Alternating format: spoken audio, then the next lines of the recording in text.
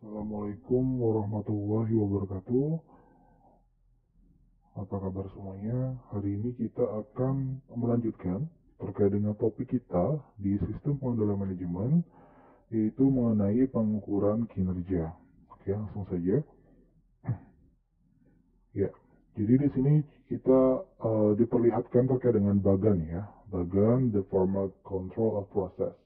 Jadi bagaimana secara formal ya proses kontrol atau pengendalian itu berlangsung dalam suatu entitas atau perusahaan atau organisasi. Ya, seperti yang kemarin sudah dijelaskan, ya saya jelaskan.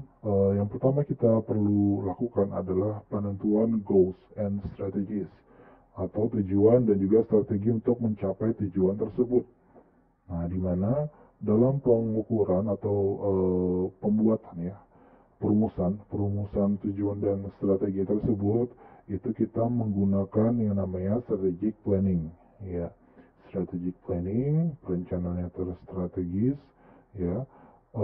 Yang dimana dalam perencanaan strategis tadi kita juga akan mengatur budgeting. Karena apa? Karena dalam hal uh, pelaksanaan strategi atau kegiatan untuk mencapai tujuan tersebut ya kan, di sini tujuannya tadi, tujuan ini ada strategisnya.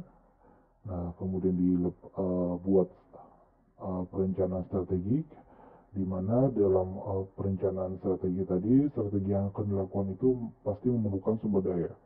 Ya, baik itu sumber daya manusia dan terlebih adalah financial.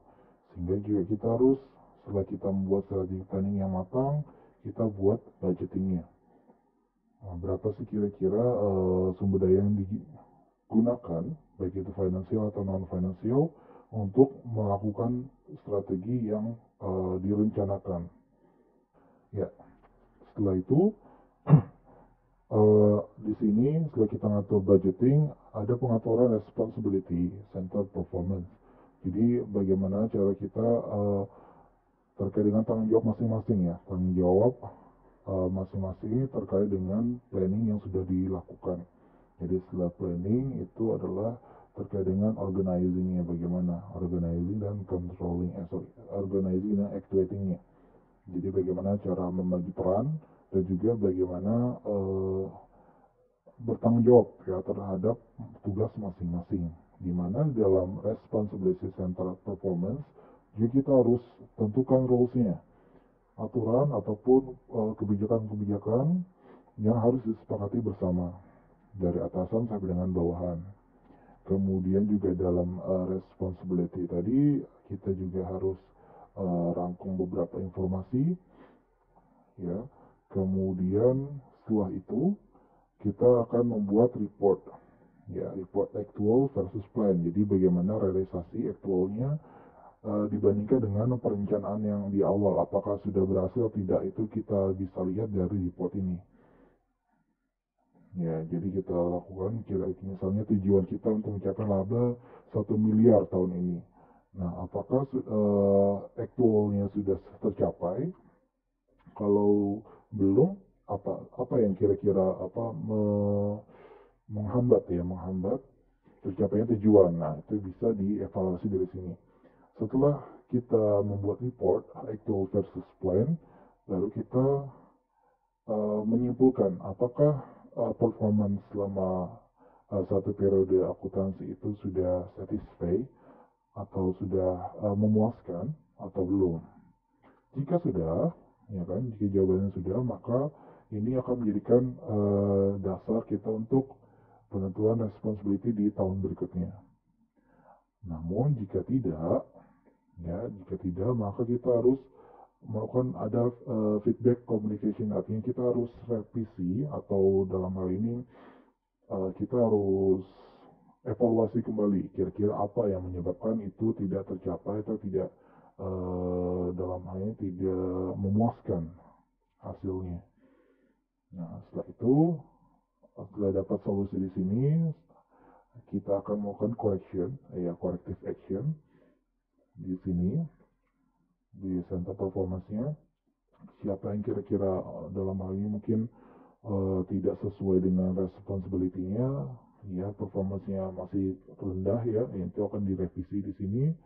And then di budgeting pastinya harus direvisi jikalau ternyata misalnya ada budget yang tidak efisien. Jadi misalnya budgetnya itu lebih besar daripada yang seharusnya. Nah, sehingga itu kan itu pastinya akan berdampak kita dalam hal ini buang-buang uang seperti itu. Nah, kita juga revisi atau mungkin ada yang kurang budgetnya kita revisi di sini. Kemudian tentu saja kita juga harus revisi di strategi planningnya. Artinya di sini goalsnya kan tidak tercapai tuh. Nah, maka kita harus atur kira-kira alternatif apa yang bisa kita uh, ubah ya, atau kita bisa alternatif apa yang bisa kita pilih untuk mencapai tujuan tersebut seperti itu.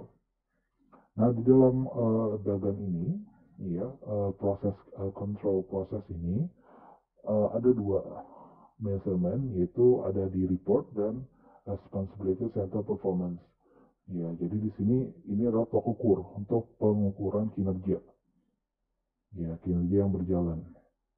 Nah, jadi ada dua ini yang bisa kita jadikan dasar untuk pengukuran kinerja. Nah, itu yang kita akan bahas di sini terkait dengan pengukuran kinerja, measurementnya. Oke, berikutnya terkait dengan kinerja organisasi. Ya, jadi kinerja itu disebut juga sebagai performance atau performansi, yang artinya adalah pencapaian suatu target atau keberhasilan dari sesuatu yang direncanakan di dalam suatu organisasi. Nah, jadi yang namanya performance atau pencapaian ya, itu merupakan suatu bentuk kinerja di dalam suatu organisasi, yang dimana kinerja ini pastinya sudah direncanakan ya di awal, ya biasa di awal tahun, ya awal perusahaan diri atau awal tahun, yaitu untuk bisa tercapai. Nah, kinerja ini harus dinilai secara formal dengan menggunakan ukuran-ukuran yang tadi ya, measurement tadi, dari suatu sistem pengukuran kinerja. Ya, jadi untuk mengukur suatu kinerja organisasi harus ada yang namanya ukuran-ukuran atau biasa disebut indikator ya, indikator ataupun measurement. Ya, selanjutnya kinerja organisasi itu ada dua jenis, yaitu kinerja secara finansial dan non-finansial. Kinerja finansial atau kinerja keuangan adalah kinerja yang dinilai berdasarkan ukuran angka dalam satuan nilai uang dengan cara membandingkan realisasi keuangan berdasarkan anggarannya. Di sini kinerja keuangan disebut tradisional karena tidak ada keharusan melakukan inovasi. Ya, sebagai contoh pencapaian laba, ketersediaan kas dan sebagainya. Nah, jadi intinya di sini kinerja keuangan itu kinerja yang dinilai dilihat dari ukuran atau indikatornya adalah angka atau uang. Jadi seberapa uh, keberhasilan atau ketercapaian dari kinerja keuangan itu dilihat dari realisasinya. Kalau realisasinya sama dengan target ya berarti target tercapai. Kalau realisasinya di bawah target berarti target tidak tercapai, dan kalau realisasinya di atas target berarti melebihi ekspektasi. Nah, di sini disebut tradisional. Kenapa tradisional? Karena dalam hal ini karena dalam hal ini tidak ada inovasi yang harus dilakukan jikalau tidak tercapai. Ya, jadi ya kalau misalnya pencapaian laba, contohnya pencapaian laba target kita 1M, ternyata realisasinya cuma 800 juta nih. Ya, 800 juta. Nah, jadi kan kalau secara finansial, secara angka, kita tidak bisa ada inovasi apapun untuk bisa dari 800 juta ini ke 1M. Nah, itu akan dilihat itu berdasarkan kinerja dan keuangannya. Ya. Jadi kalau secara finansial itu tidak bisa kita kita tidak ada keharusan untuk melakukan suatu inovasi karena memang angkanya angka pasti kan. Jadi realisasinya segitu ya segitu. Seperti itu. Nah, sementara kalau kinerja non keuangan adalah kinerja yang dinilai tidak berdasarkan ukuran angka dalam satuan nilai uang. Contohnya kehadiran, kualitas, kepadatan telepon, dan lain sebagainya. Nah, jadi di kinerja non keuangan ini dia bersifat lebih bukan modern ya, itu lebih fleksibel dan juga lebih maksudnya harus dituntut suatu inovasi. Ya, harus dituntut suatu inovasi. Contoh kayak kehadiran ke pegawai, misalnya kehadiran pegawai di sini, kehadiran pegawai si A itu rendah misalnya. Nah, kira-kira apa yang harus kita lakukan untuk eh, memotivasi si A ini untuk bisa lebih rajin lagi, kehadirannya lebih tepat waktu misalnya seperti itu. Nah, itu kan perlu ada suatu inovasi atau terobosan misalnya nih. Kita membeli suatu reward misalnya. Jika tepat waktu berapa minggu berturut-turut kita akan kasih bonus berapa seperti itu. Nah, itu merupakan suatu inovasi yang dimana itu bisa memotivasi karyawan untuk bisa lebih baik lagi ke depannya. Kemudian terkait juga kualitas produk. Nah, tentu saja kualitas produk misalnya kualitas produk kita banyak keluhan dari pelanggan. Nah, itu kan perlu inovasi. Artinya kita harus berpikir lebih kritis terkait dengan apa sih yang harus kita lakukan untuk memperbaiki kualitas ya, kualitas produk kita seperti itu. Nah, itu perbedaan dari kinerja keuangan dan non keuangan. Artinya di sini yang non keuangan ini memang agak lebih susah ya, maksudnya bukan lebih susah, lebih kompleks aja sih ya, lebih kompleks terkait dengan bagaimana pengukuran kinerjanya dibanding kinerja keuangan. Kalau kinerja keuangan kalau tercapai, kalau tidak tercapai ya enggak, seperti itu. Ya, jadi dalam hal ini itu perbedaan dari kinerja keuangan dan non keuangan. Kemudian kerangka rancangan sistem pengukuran kinerja. Jadi dalam suatu strategi itu ada beberapa hal yang perlu diperhatikan. Yang pertama di dalam strategi itu kita harus menentukan apa yang penting untuk diukur. Nah, jadi dalam suatu uh, apa strategi yang baik gitu ya, untuk pengukuran kinerja suatu strategi yang baik itu kita tidak mesti harus mengukur keseluruhan. Kita uh, kita harus menentukan apa sih yang paling penting, uh, yang paling mempengaruhi gitu lah, mempengaruhi keberhasilan dari suatu strategi itu yang akan harus diukur. Contohnya misalnya strategi kita untuk uh, meningkatkan penjualan ya, misalnya meningkatkan penjualan. Nah, kita tahu bahwa yang paling mempengaruhi untuk peningkatan penjualan adalah misalnya kualitas ya, kualitas produk kita itu yang paling diutamakan oleh customer kita misalnya setelah melakukan beberapa observasi. Nah, itu yang harus kita buat pengukurannya. Artinya apa? Artinya strategi untuk peningkatan penjualan itu bisa dilihat kinerjanya baik atau tidak dengan cara kita melihat kualitas dari produk. Nah, untuk melihat kualitas dari produk kita harus mengetahui feedback dari customer. Nah, itu yang penting untuk diukur, itu yang dimaksud di sini, penting untuk diukur. Kemudian setelah kita mengetahui apa yang penting diukur, baru kita harus menentukan apa yang diukur untuk diselesaikan. Ya, jadi bagaimana tadi pengukuran tadi itu apa yang harus diselesaikan, misalnya tadi terkait dengan kualitas, apa yang paling urgent untuk diselesaikan terkait dengan kualitas. Oh, ternyata misalnya yang berkaitan dengan kualitas adalah dari kemasan misalnya, kemasan. Nah, kemasan itu merupakan hal yang diukur untuk diselesaikan. Nah, kemudian setelah itu kita tentukan apa yang diselesaikan untuk diberikan imbalan.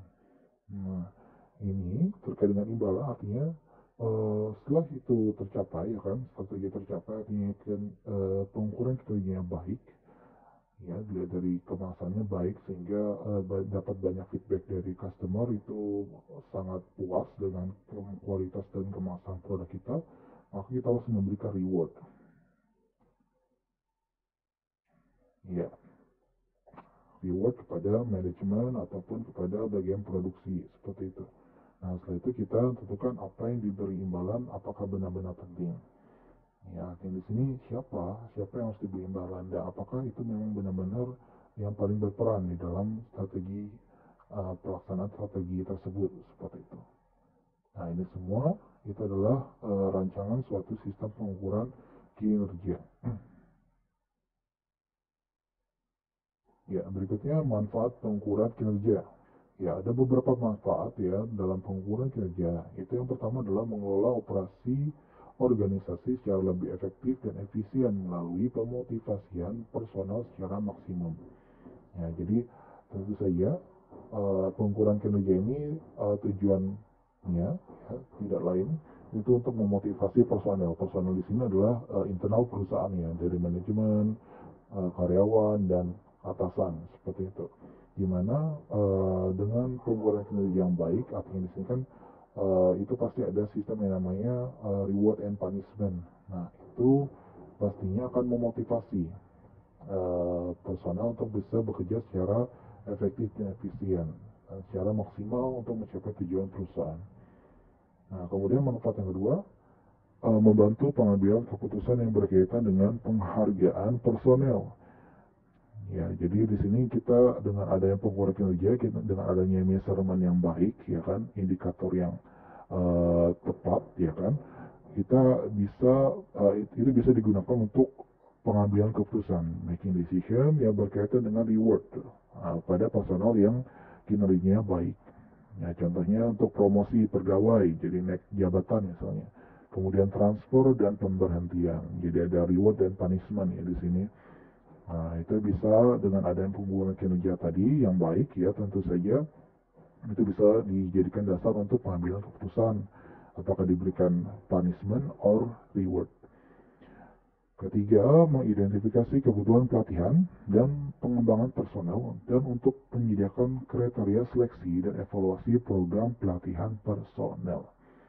Ya, jadi dengan adanya pengukuran kinerja kita bisa tahu nih sumber daya manusia di organisasi atau perusahaan kita itu bagaimana sudah perkembangannya. Kalau ternyata banyak yang dalam hal ini sumber daya, maksudnya sumber daya di sini dari sisi misalnya pengetahuannya nih, pengetahuan intelijensinya itu banyak yang rendah nih. Artinya dia masih banyak yang belum mengetahui terkait dengan strategi bagaimana cara apa bekerja dengan baik, seperti bekerja dengan efektif, efisien, seperti itu, maka itu bisa dijadikan dasar untuk melakukan pelatihan atau pengembangan personil atau karyawan. Nah, maka dari itu memang setiap tahun biasanya perusahaan akan melihat dari kinerja, mengevaluasi kinerja personilnya, kemudian memutuskan apakah tahun ini pelatihan apa yang kira-kira dibutuhkan untuk para karyawan untuk bisa meningkatkan sumber daya mereka. Ya. Kemudian juga itu bisa untuk seleksi dan evaluasi ya. Nanti untuk kedepannya, requirement kedepannya pastinya kita lebih banyak lagi nih requirementnya.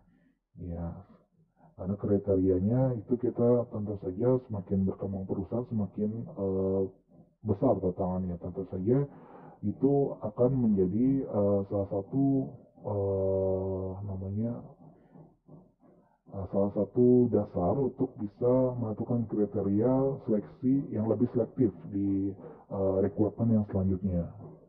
Kemudian yang keempat, menyediakan suatu dasar untuk mendistribusikan suatu penghargaan. Nah, jadi dengan adanya pengukuran kinerja yang baik itu menjadikan dasar untuk pendistribusian penghargaan dengan lebih baik dan tepat sasaran tentu saja. Kemudian sistem pengukuran kinerja. Nah, sistem pengukuran kinerja dapat diselenggarakan berdasarkan berbagai faktor. Yang pertama, di sini ukuran yang dapat dipergunakan adalah faktor sukses penting, critical success factors, baik masa kini maupun masa yang datang. Itu terdiri dari yang pertama, ukuran kesuksesan keuangan perusahaan. Ya, jadi financial succession organization indicator. Nah, misalnya tingkat pengembalian yang optimal bagi pemegang saham melalui pencapaian laba. Namun, hal ini ada kelemahannya sehingga tidak bisa untuk memastikan bahwa strategi akan dilaksanakan dengan sukses. Ya, jadi di sini ada beberapa kelemahan ya. Yang pertama di sini ukuran kesuksesan keuangan dari tingkat keuangan itu kelemahan yang pertama adalah hanya mementingkan target laba jangka pendek tanpa memperhatikan kepentingan perusahaan jangka panjang. Ya, sebagai contoh melalui pengiriman produk yang kualitas rendah kepada pelanggan. Artinya di sini dia target labanya jangka pendek. Jadi untuk bisa meningkatkan penjualan saja, maka dia tidak memperhatikan kualitas produknya. Nah, itu sangat salah ya, karena dalam hal ini, walaupun memang targetnya tercapai mungkin, namun nanti jangka panjang, karena kualitasnya tidak baik, sementara pesaingnya banyak yang kualitasnya lebih baik, bisa jadi pelanggan ke depannya itu akan berpindah ke produk yang lain, seperti itu. Kemudian di pengukuran kesuksesan keuangan perusahaan ini juga kelemahan kedua, manajer unit bisnis tidak dapat mengambil tindakan yang berguna untuk jangka panjang. Contohnya, dia tidak bisa melakukan investasi kan yang dimana itu akan berakibat pada jangka pendek, di mana itu akan mengurangi labanya. Nah, jadi di sini manajer unit bisnis tidak bisa melakukan investasi. Contohnya investasi tadi, yang dimana investasi kan tujuannya itu jangka panjang nih. Karena apa? Karena kalau misalnya diinvestasikan, maka itu bisa mengurangi laba di tahun yang berjalan. Artinya kan jangka pendeknya akan terganggu jikalau ada uang yang diinvestasikan untuk jangka panjang. Nah, sehingga itu dalam hal ini ukuran kesuksesan melalui dari financial perusahaan itu uh, apa bisa berakibat yang jangka panjangnya itu terlupakan seperti itu atau terabaikan. Nah, itu kekurangan dari ukuran yang financial. Kemudian yang berikutnya, kelemahan yang berikutnya, menggunakan laba jangka pendek sebagai satu-satunya tujuan, sehingga akan menjadi distorsi komunikasi dengan manajer senior yang berakibat menetapkan target yang mudah dicapai saja. Nah, tentu saja ya ini lagi-lagi dia mengutamakan yang jangka pendek saja tanpa memikirkan jangka panjang. Artinya di sini karena tadi misalnya tujuannya kan tadi melihat seberapa optimal pencapaian labanya. Artinya sini laba tahun yang berjalan. Artinya jangka pendek saja nih yang diperhatikan. Nah, sehingga manajer uh, manajer bawahnya, yang manajer di bawah, manajer seniornya artinya atasan ya, itu manajer yang di bawah itu lebih menetapkan target yang mudah dicapai. Artinya di sini mungkin targetnya itu tidak terlalu besar sehingga itu bisa mudah untuk dicapai. Nah, itu sehingga itu bisa mempengaruhi komunikasi antara manajer senior dengan manajer bawahnya. Kemudian pengendalian keuangan ketat dapat memotivasi manajer untuk memanipulasi data dengan berbagai tindakan. Misalnya memilih metode akuntansi tertentu atau menyediakan informasi yang tidak akurat. Nah, ini merupakan salah satu bentuk manajemen laba ya, pengendalian. Karena kan yang tahu seluk-beluk perusahaan itu adalah manajer keuangan biasanya. Manajer yang di bawah itu atau supervisor. Nah, sehingga itu bisa dalam hal ini memotivasi manajer itu untuk memanipulasi data karena dia yang tahu kan data-datanya yang real. Sehingga dia bisa untuk menutupinya memilih metode akuntansi tertentu sehingga yang dibaca di report atau di laporan keuangan itu tidak menggambarkan informasi yang sebenarnya. Nah, ini tentu saja berbahaya ya bagi perusahaan. Ya, ya. Jadi menilai kesuksesan organisasi melalui pengukuran kinerja itu ibaratnya seperti melihat panel instrumen pada dashboard mobil. Ya, kan di dalam mobil itu ada panelnya untuk oli, misalnya untuk bensinnya berapa, kemudian kecepatan dan lain sebagainya. Nah, di mana itu memiliki berbagai indikator operasi, sehingga diperlukan juga adanya ukuran kinerja non keuangan. Nah, jadi dalam pengukuran sistem pengukuran kinerja yang baik itu tidak hanya melihat dari sisi finansialnya saja, tapi juga non finansial juga harus diperhatikan. Maka itu diutamakan dikombinasikan ya antara finansial, pengukuran finansial dan pengukuran non finansial. Nah, di sini ada suatu metode yang bisa digunakan untuk pengukuran kinerja, yaitu menggunakan balance scorecard. Balance scorecard merupakan salah satu model pengukuran kinerja gabungan antara kinerja keuangan dan non-keuangan.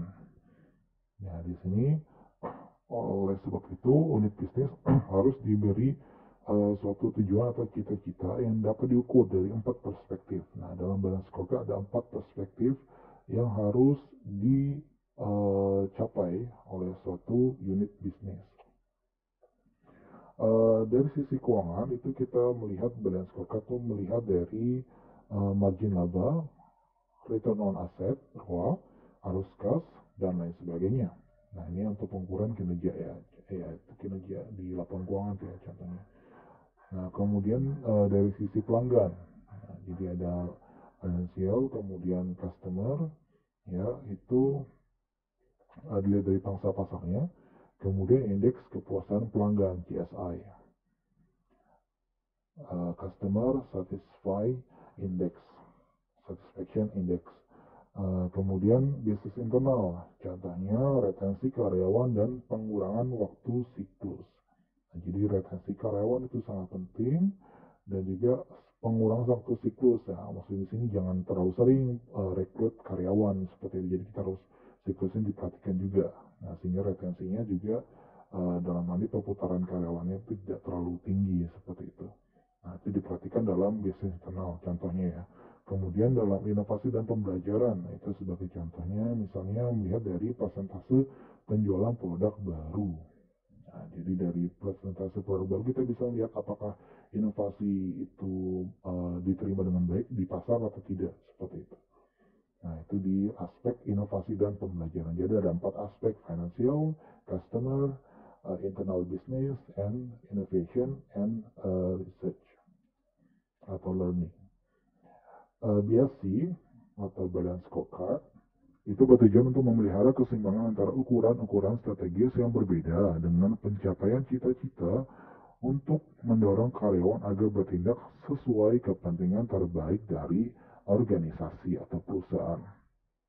Nah, jadi di dalam balance scorecard ini tujuan untuk memelihara keseimbangan 4-nya tadi, financial dan non-financial. Financial dari keuangan dan juga dari dari keuangan. Kalau non financial ada 3, pelanggan, bisnis, dan inovasi. Nah, sehingga dengan adanya ini bisa memotivasi karyawan untuk mencapai kepentingan terbaik bagi perusahaan di atas kepentingan pribadinya pastinya.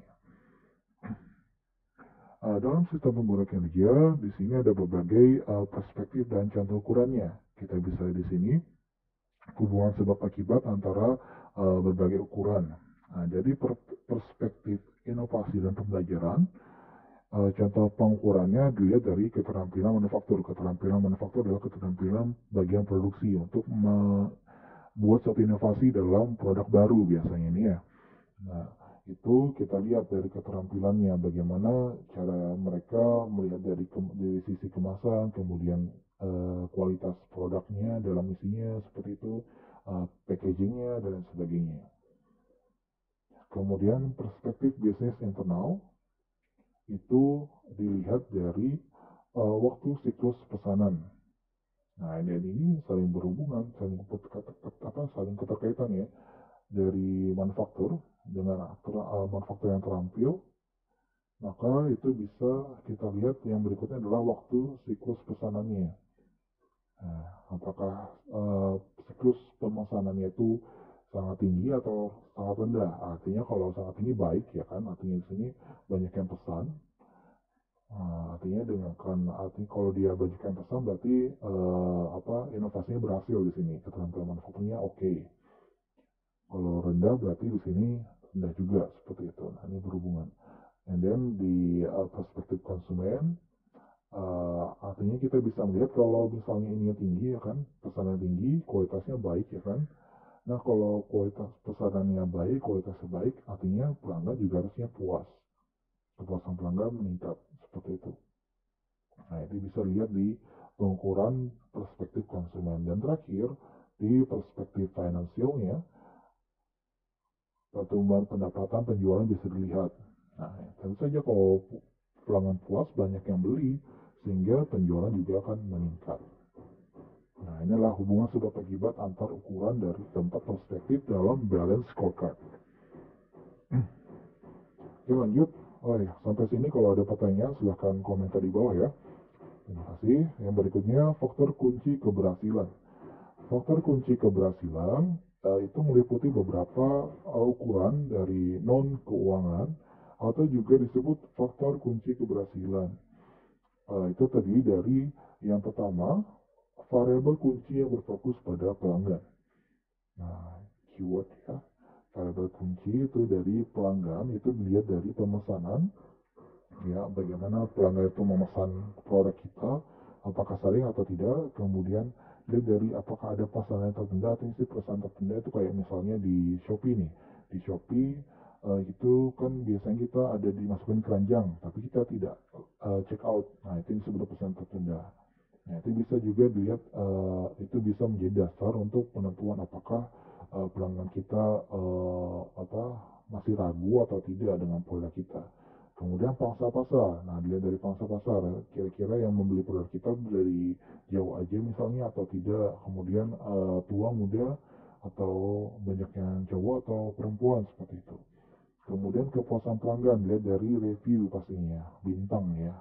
Itu biasa lebih, yang paling mudah bisa kita lihat. And then retensi pelanggan, ya retensi pelanggan artinya di sini penggantian pelanggan, apakah itu aja yang beli pelanggan kita atau banyak yang beli berganti-ganti seperti itu. And then loyalitas tentu saja. Nah, jadi seberapa tinggi loyalitas pelanggan dilihat dari misalnya seberapa sering dia beli produk kita, itu dilihat dari loyalty, itu bisa dijadikan dasar untuk mengukur loyalitas pelanggan kita. Nah, itu kalau berfokus pada pelanggan. Kemudian jikalau variabel kunci yang berkait dengan berfokus pada proses bisnis internal, kita bisa melihat ukurannya dari utilisasi kapasitas. Nah, jadi bagaimana cara kita memaksimalkan kapasitas yang ada. Jangan sampai ada kapasitas yang menganggur. Nah, itu disebutkan utilisasi kapasitas. Kemudian pengiriman tepat waktu, tentu saja itu sangat diperhatikan dalam proses bisnis internal karena pengiriman ini merupakan tanggung jawab dari internal, ya terutama bagian gudang ya. Kemudian perputaran persediaan, nah, juga bisa dijadikan dasar. Kemudian kualitas tentu saja, kualitas produk yang dihasilkan. Kemudian waktu siklus, di mana rumusnya adalah waktu pemrosesan ditambah waktu penyimpanan ditambah waktu pemindahan ditambah waktu inspeksi. Nah, itu disebut dengan waktu siklus. Ini bisa dijadikan dasar untuk pengukuran kinerja dari aspek proses bisnis internal.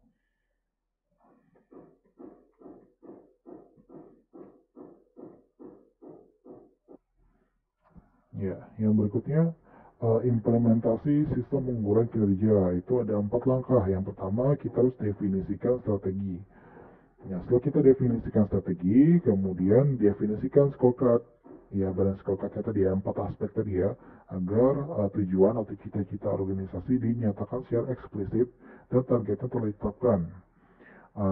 Di departemen fungsional pada suatu unit bisnis perlu memiliki scorecard sendiri dan diselaraskan dengan unit di bawahnya.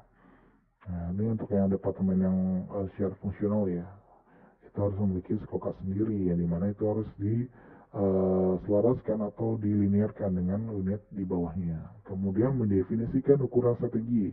Di sini organisasi harus mengembangkan ukuran strategi, tapi harus fokus pada yang penting-penting saja, sehingga manajemen tidak melihat banyak indikator, tapi harus dilihat ukuran sebab akibatnya. Nah, jadi ukuran-ukuran strategi itu didefinisikan ya setelah kita tentukan target di balance scorecard sesuai dengan aspek balance scorecard, maka kita juga harus mendefinisikan indikator-indikatornya, ukuran-ukurannya ketercapaiannya itu ya. Tapi itu yang penting-penting saja, jadi jangan sampai semuanya gitu ya, semuanya harus ada ukuran, enggak harus kayak gitu. Indikatornya hanya untuk yang penting-penting saja, sehingga manajer, atasan itu tidak harus melihat banyak sekali indikator, itu pasti akan membingungkan bagi mereka. Kemudian mengintegrasikan ukuran strategi ke dalam sistem manajemen. Jadi scorecard harus diintegrasikan dengan bentuk formal dan non-formal dari organisasi, budaya, dan praktik sumber daya manusia. Nah, jadi kita harus diintegrasikan ya dalam bentuk bagaimana bentuk format formalnya, kemudian bagaimana bentuk non formalnya, dilihat dari budaya setempat dan praktik dari sumber daya manusia yang ada. Kemudian meninjau ukuran strategi dan hasilnya secara berkala. Jadi scorecard itu harus ditinjau secara konsisten dan terus-menerus oleh manajer senior. Nah, beberapa hal yang perlu ditinjau antara lain itu,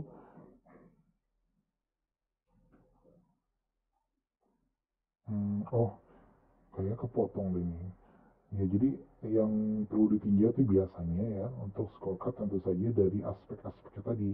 Jadi kan tadi sudah dilihat, kita tetapkan ya, kita tetapkan ukurannya. Nah, kita harus tinjau ya, manajer senior harus meninjau ukuran-ukuran strategi yang ditetapkan dalam scorecard yang telah dibuat, apakah sudah tercapai atau tidak.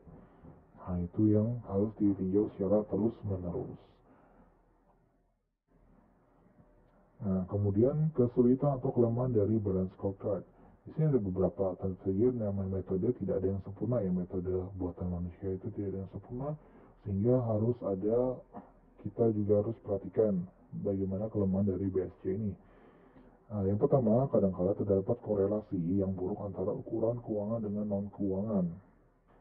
Ya, karena di sini tidak ada jaminan bahwa profitabilitas masa depan itu akan mengikuti pencapaian target non-keuangan tersebut. Oleh karena itu, perlu dikembangkan ukuran yang mewakili kinerja masa depan. Ya, kemudian yang kedua, terpaku pada hasil keuangan.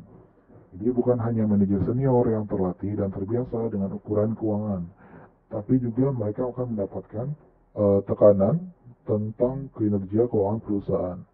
Akibatnya, tekanan ini juga akan mengurangi perhatian terhadap ukuran non-keuangan dalam jangka waktu panjang. Atas kinerja keuangan ini diberikan insentif sehingga manajer lebih peduli terhadap ukuran keuangan daripada yang lain. Nah, ini ya, ini yang memang dalam hal ini bisa uh, mengubah motivasi manajer ya untuk melakukan manajemen laba itu ya. Jadi kan kalau kinerja keuangan itu yang paling bisa dilihat ya, yang paling bisa dilihat itu kinerja bersifat keuangan. Nah, sehingga apapun caranya si manajer harus bisa menghasilkan laba sesuai dengan target, atau lebih target karena dia mengincar bonusnya. Nah, sehingga dia melampirkan laporan yang tidak sesuai dengan keadaan yang sebenarnya. Nah, ini bahaya ini. Nah, itu yang bisa menyebabkan suatu fraud ya, kesalahan, dan timbul ketidakpercayaan ya dari manajer, para manajer ya seperti itu, dan atasan.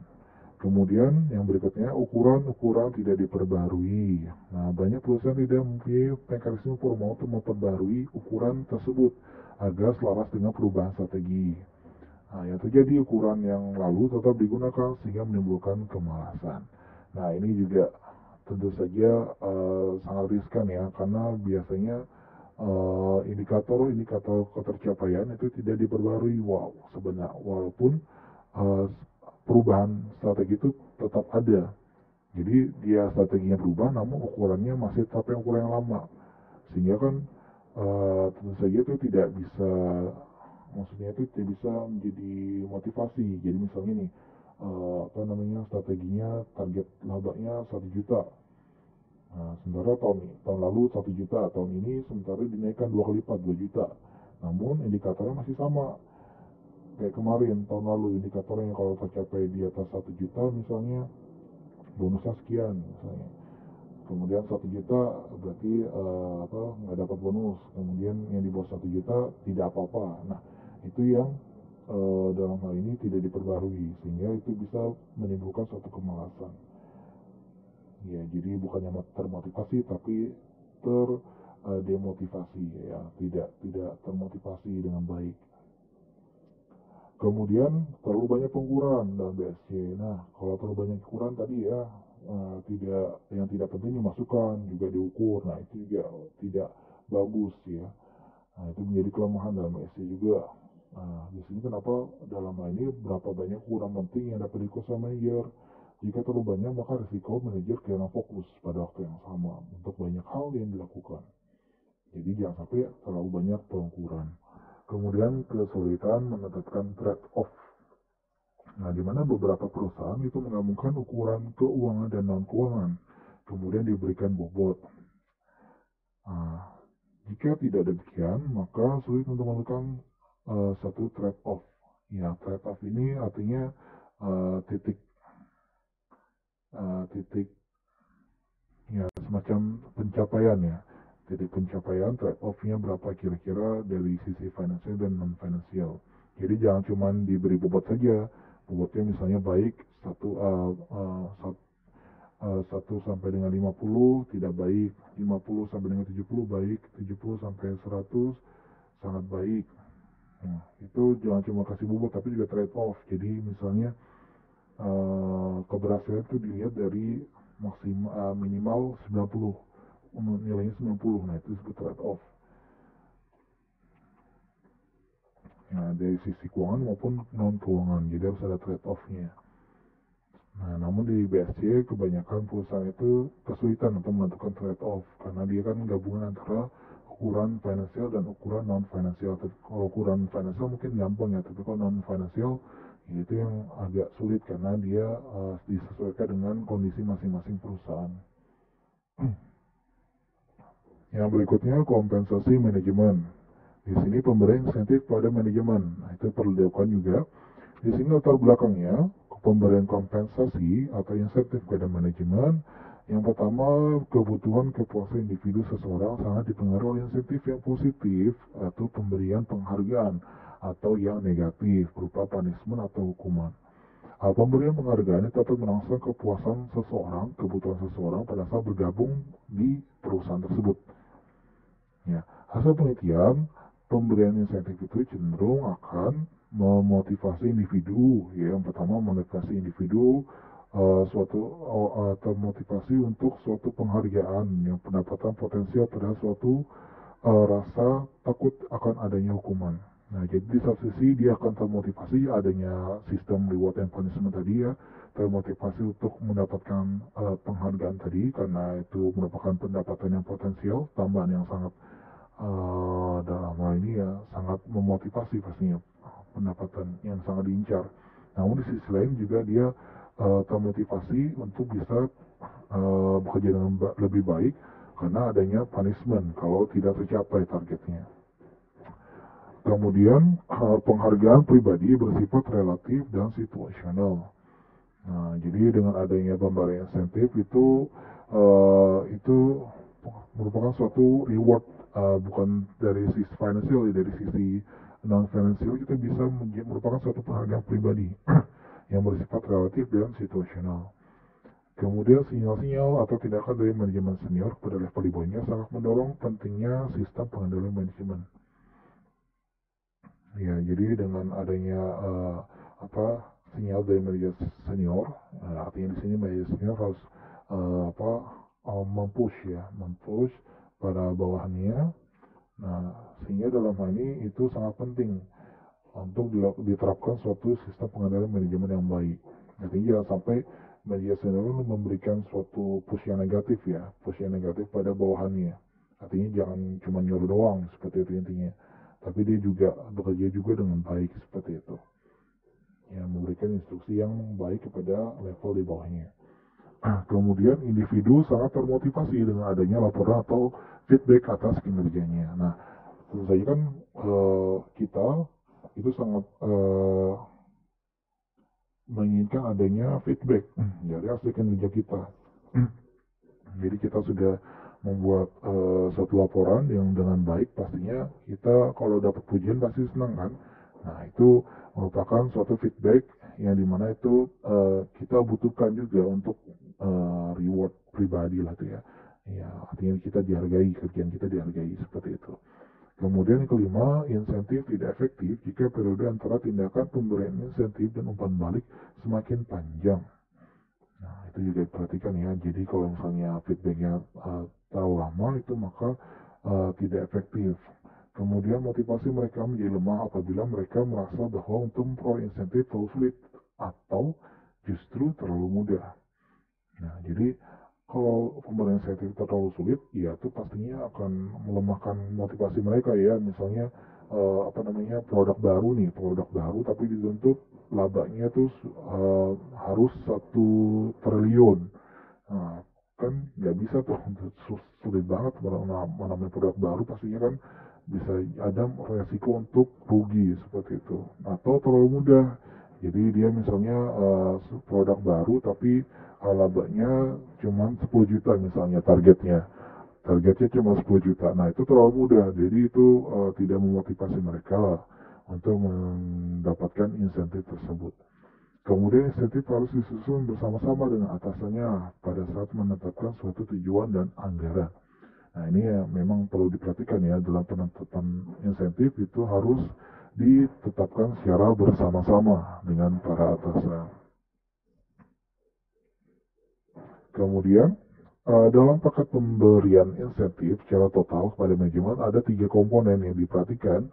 Yang pertama gaji, yang kedua tunjangan pensiun dan kesehatan, dan yang ketiga kompensasi atau bentuk insentif atau bonus. Nah, di mana ketiga komponen ini itu saling ketergantungan dan proporsinya berbeda-beda pastinya. Nah, 3 paket atau 3 komponen itu diberikan kepada manajemen pada perusahaan yang besar dan kecil berbeda. Terutama perusahaan industrinya yang industrinya sama akan bersaing. Contohnya manajer Garuda dengan manajer Citylink. Nah, kan satu manajemen ya Garuda itu dengan Citylink. Nah, tapi untuk bisa dia membuat dua perusahaan yang sejenis ya, perusahaan penerbangan itu bisa memotivasi para manajernya untuk bisa lebih baik. Ya, bukan berarti Citylink yang lebih misalnya pangsa pasarnya di bawah Garuda itu tidak bisa lebih baik daripada Garuda, seperti itu. Nah, jadi itu bisa memotivasi. Atau misalnya kalau yang satu jenis yang selevel itu misalnya ya misalnya aja Indomie itu kan rasanya banyak-banyak tuh, ada banyak. Jadi misalnya ada divisi lini produksi untuk kekinian dan tradisional, bukan tradisional, apa namanya, selera Nusantara gitu ya. Nah, itu bisa bersaing ya kan, masing-masing di bawah naungan perusahaan Indomie. Namun dia targetnya tuh berbeda. Nah, itu antara manajernya itu pasti akan terjadi persaingan yang sehat seperti itu. Kemudian peraturan pasar modal dan perusahaan mengharuskan agar rencana kompensasi atau revisinya harus disetujui pemegang saham.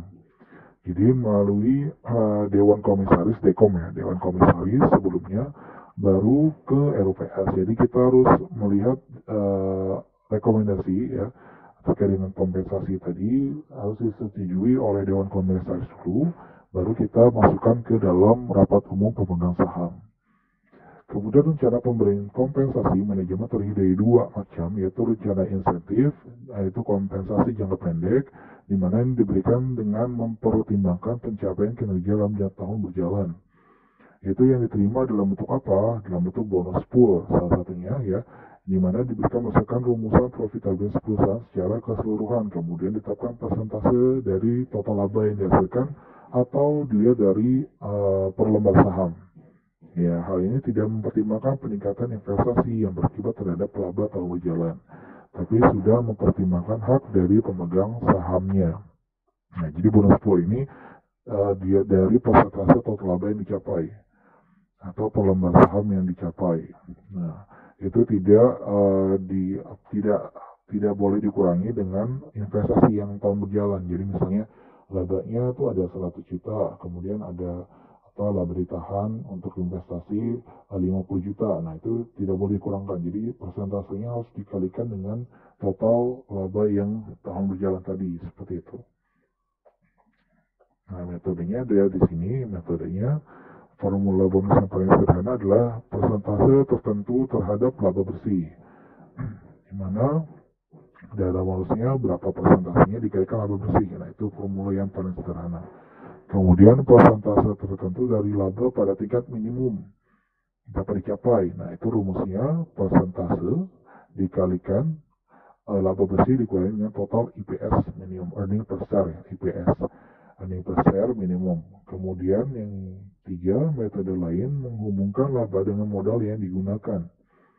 Nah, itu untuk menentukan dana bonusnya, persentase laba sebelum pajak dan bunga atas hutang jangka panjang dikurangi beban modal atas total kekayaan pemegang saham ditambah dengan hutang jangka panjangnya. Nah, ini lebih ribet lagi ya, karena dia menghubungkan laba dengan modal yang digunakan. Kemudian yang keempat, yang keempat ini sama dengan metode 3, tapi lebih ditekankan pada pengertian modal itu sama dengan kekayaan pemegang saham. Jadi di bagian modal ini ya, beban modal ini adalah kekayaan dari pemegang saham. Jadi modal dari pemegang saham. Kemudian yang kelima, bonus diberikan berdasarkan persentase kenaikan laba dibandingkan laba yang sebelumnya. Nah, itu metode yang kelima. Jadi persentasenya dilihat dari selisih kenaikan laba tahun ini dengan laba tahun sebelumnya. Kemudian metode keenam, bonus diberikan berdasarkan kemampuan memperoleh laba relatif dibanding dengan kemampuan rata-rata laba industrinya. Nah, itu beberapa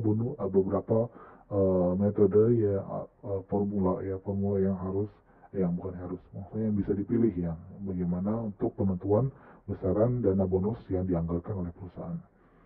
Kemudian carryover. Jadi selain bonus pool ada carryover, yaitu rencana insentif jangka pendek dengan pengaturan agar setiap tahun dapat diberi bonus. Nah, caranya membentuk rekening khusus sehingga dapat ditentukan berapa bonus yang ditambahkan pada dana bonus atau carryover dan berapa banyak yang dapat digunakan jika kegiatannya tidak tercapai atau terlalu rendah. Nah, jadi di sini di carryover ini dia ada rekening khusus yang dimana setiap tahun itu pasti ada bonusnya.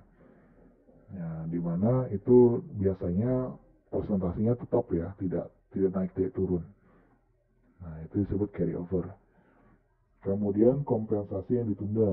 Nah, jumlah bonus dihitung setiap tahun dan pembayarannya bisa dilakukan beberapa kali sepanjang periode tertentu. Contohnya, tahun pertama pegawai hanya menerima 20%, tahun kedua 20% juga, tahun ketiga 20% dan seterusnya. Jadi dia nggak menerima 100% dari kompensasi yang seharusnya. Jadi disebut dengan kompensasi yang ditunda. Kemudian rencana insentif kompensasi jangka panjang. Nah, ini diberikan dengan mempertimbangkan pertumbuhan nilai saham perusahaan di pasar modal karena menunjukkan prestasi perusahaan dalam jangka panjang. Nah, ini dia memberikan insentifnya bukan bentuk uang, tapi berbentuk saham. Nah, tipe insentif ini meliputi ada 3, ada 5. Yang pertama stock option, opsi saham, yaitu bonus dalam bentuk hak membeli sejumlah saham di masa depan dengan harga yang disetujui pada saat opsi dilakukan. Ini biasanya di bawah harga saham pasar saham yang pada saat itu. Nah, itu sebenarnya stock option. Jadi dia diberikan hak untuk memberi sejumlah saham perusahaan di masa yang akan datang, tapi harga yang lama. Contohnya dia tahun ini kan dia kinerja baik, kemudian tahun depan dia boleh membeli 100 lot saham perusahaan dengan harga yang saat ini, yaitu harga saat ini misalnya ditetapkan itu 10.000 per lembar sahamnya. Nah, perkara tahun depan misalnya harganya naik, berarti dia ada untung dong, karena dia belinya misalnya kan naik, tahun depan harganya jadi 20.000. Nah, sementara di sini dia sudah diberikan hak opsi, stock option tadi, untuk membeli dengan harga 10.000 sebanyak 100 slot. Nah, itu itu sebenarnya stock option. Kemudian phantom stock memberikan saham sebagai penghargaan pada manajer dengan tujuan pembukuan secara akuntansi saja karena tidak memiliki biaya transaksi. Nah, itu sebenarnya phantom stock. Nah, jadi untuk tujuan pembukuan saja, jadi memberikan saham sebagai penghargaan tapi untuk tujuan pembukuan saja. Jadi sebenarnya dapat bonus, ya seperti itu, dan bentuk uang.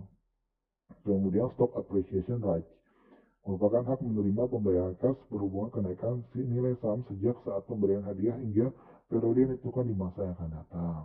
Nah, itu stock appreciation right. Kemudian performance shares, saham kinerja, pemberian sejumlah saham karena kinerja jangka panjang telah tercapai. Biasanya persentase pertumbuhan laba per lembar saham pada periode ketiga sama dengan periode kelima.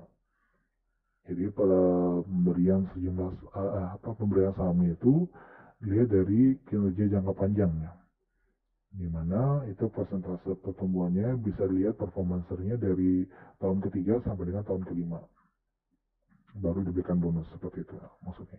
Jadi tahun ketiga sampai tahun 5 baru diberikan bonus berupa saham, dilihat dari pertumbuhan labanya. Kalau laba sahamnya baik ya berarti diberikan di tahun ketiga nanti berapa lembar sahamnya yang diberikan kepada karyawan yang berprestasi tadi. Kemudian performance unit kerja, penghargaan kerja berupa uang atas tercapainya target tertentu jangka panjang. Ini merupakan gabungan antara appreciation dan performance rates, performance shares. Ya, itu merupakan beberapa kompensasi jangka panjang, jadi berbentuk saham ya. Nah, ini mungkin nanti kita akan coba ada seksi khusus ya untuk topik shares ini, stock options.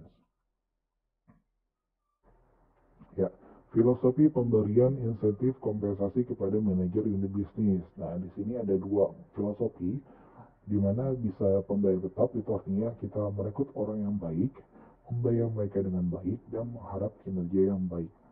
Nah, ya, jadi pembayar tetapnya artinya dia tidak ada bonus ya, pembayarannya dia tetap. Artinya sini gaji pakai gaji tetap aja gitu, gaji pokok. Nah, sehingga kita harus merekrut yang orang yang baik, membayar mereka dengan baik, artinya sini sesuai dengan gaji pokoknya, dan kita harus mengharapkan kinerja yang baik juga. Jadi tidak perlu ada kinerja yang over gitu ya, seperti itu, atau motivasi yang berlebihan. Nah, kemudian kalau pembayaran berdasar kinerja itu filosofinya kita merekrut orang yang baik, mengharapkan kinerja yang baik, dan membayar mereka dengan baik jika kinerja mereka benar-benar baik. Jadi di sini ada proses pengukuran kerja yang berlangsung. Jadi kita akan membayar kalau misalnya kinerja baik, maka kita akan kita akan bayar dia sesuai dengan yang disepakati, plus mungkin ada bonusnya juga kalau melebihi ekspektasi. Tapi kalau saya tidak baik ya pembayarannya kurang, seperti itu. Nah, jadi ada dua filosofi yang bisa digunakan. Kemudian di sini ada beberapa pilihan paket kompensasi, ada jenis insentif dan kompensasi, dari peningkatan gaji, bonus, manfaat, fasilitas, itu penghargaan bersifat keuangan. Kemudian dari sisi sosial psikologis, kemungkinan adanya promosi, peningkatan tanggung jawab, dan pengakuan, ya kan, ya disebut baik, kemudian bagus, nah itu pasti juga akan berbentuk suatu pengakuan, itu penghargaan secara psikologis. Kemudian ukuran relatif bonus terhadap gaji, batas atas, batas bawahnya juga harus ditetapkan seberapa maksimal dan minimumnya. Kemudian bonus didasarkan pada laba unit usaha, laba perusahaan, dan kombinasi antara keduanya. Kemudian terkait dengan kinerja, kriteria kinerja itu ada dari finansial, keuangan, ya kriteria keuangan itu dari kontribusi margin kontribusi, ya kan, laba langsung unit usaha, laba unit usaha yang dikendalikan, laba usaha sebelum pajak, laba bersih, ROI atau EVA. Nah, ini ukuran-ukuran kriteria keuangan. Kemudian untuk periode waktu bisa tahunan atau multi-year. Nah, itu untuk jangka panjang. Nah, itu semua diterapkan untuk pemberian insentif ya, baik kepada manajer ataupun pada karyawan. Kemudian yang keempat, bobot relatif. Itu dari si financial atau non-financial, terukur perbandingan dari anggaran laba, kinerja masa lalu, dan kinerja pesaing. Kemudian kelima, pendekatan penentuan bonus, berdasarkan rumus yang tadi, ada penentuan rumusnya yang pakai metode tadi, atau berdasarkan subjektif, kita tentukan secara subjektif, atau kombinasi berdasarkan rumus dan subjektif, itu bisa digunakan. Kemudian bentuk pembayarannya tadi ya, ada banyak ya, bisa tunai, saham, opsi, saham phantom, atau saham kinerja. Nah, jadi ini semua adalah kesimpulan dari topik kita hari ini ya. Ya, terkait dengan pengukuran kinerja. Yang berikutnya hubungan keagenan dan insentif kompensasi pada manajemen. Nah, itu bisa dari agensi teori ya. Nanti dipelajari di agensi teori hubungan antara prinsipal dengan agen. Ya, ini nanti bisa dari di agensi teori aja. Kemudian tugas kalian nanti ini sini capture ya, dikerjakan di folio bergaris, ditulis tangan seperti biasa, di capture, kemudian dikumpulkan maksimal saya tunggu hari Minggu ya, hari Minggu jam 12 ya, Minggu jam 12 tolong dikumpulkan sebelum Minggu jam 12 maksimal. Oke, saya rasa itu saja untuk hari ini. Terima kasih atas perhatiannya. Kurang lebihnya saya mohon maaf. Wassalamualaikum warahmatullahi wabarakatuh.